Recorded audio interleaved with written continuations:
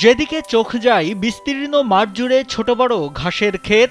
মাঠে চাষিদের কেউ ঘাস রোপণ পরিচর্যায় ব্যস্ত, কেউ ঘাস কাটছেন, কেউ বা আঁটি ভর্তি ঘাস ভ্যানে করে বাজারে নিয়ে যাচ্ছেন বিক্রির জন্য। এখন এ এলাকার প্রায় ২০০ চাষি ঘাস চাষ করেন, তবে শুরুটা করেছিলেন চাষি আব্দুল গফুর মিয়া। অভাবের সঙ্গে লড়াই করে একসময় গফুর স্ত্রী সন্তানদের মুখে দুমুঠো ভাত তুলে দিতে দিনমজুরের কাজসহ গাছ কাটা শ্রমিকদের সঙ্গে সারাদিন শ্রম দিতেন। দিনে ১০০ থেকে ১৫০ টাকা আয় দিয়ে কোনো মতে চলত ৬ সদস্যের সংসার।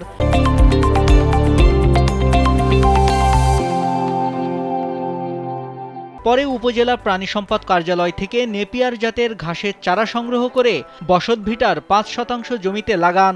এরপর আর পেছন ফিরে তাকাতে হয়নি তাকে। ধীরে ধীরে বাড়তে থাকে ঘাসের চাষ। বর্তমানে ঘাস চাষ ছাড়িয়েছে ২২ বিঘা জমিতে। এখন বছরে তার আয় লাখ টাকা। ৫০০ জমিতে ঘাস আবাদ করি। ৫০০ জমি ঘাস আবাদ করতে করতে ১ বিঘা ২ বিঘা করতে করতে এখন ২০-২২ বিঘা জমি আমাদের ঘাস। প্রায় মাসে ১ লাখ টাকা ইনকাম হয়।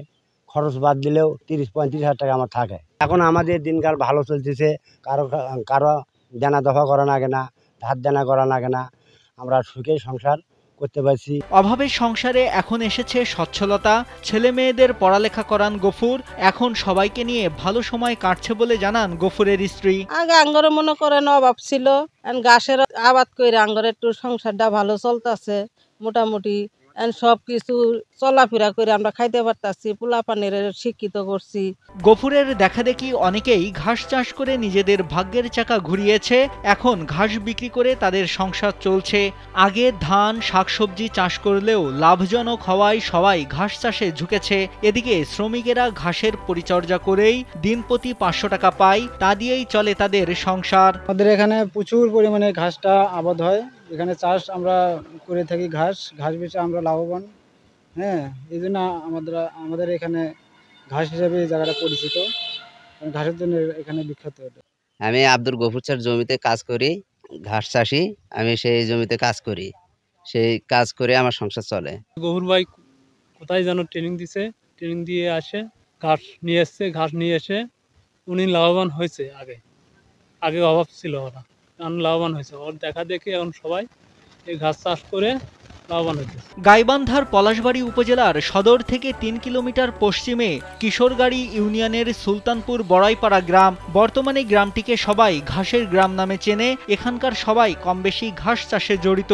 আব্দুল গফুর ভাই প্রথম ঘাস নিয়ে এসছে, দেখার পরে তেমন তো ঘাস গরু কম খাওয়াছে। তারপরে সেখান থেকে আস্তে আস্তে পরিচিত হয়ে মনে করেন যে অনেক ঘাস চাষ হচ্ছে। এখনো এখান থেকে আরো অন্য পাইকাররাও ঘাস নিয়ে যাচ্ছে, বা গ্রাম থেকে এসে ঘাস নিয়ে যা গরু খাওয়াচ্ছে।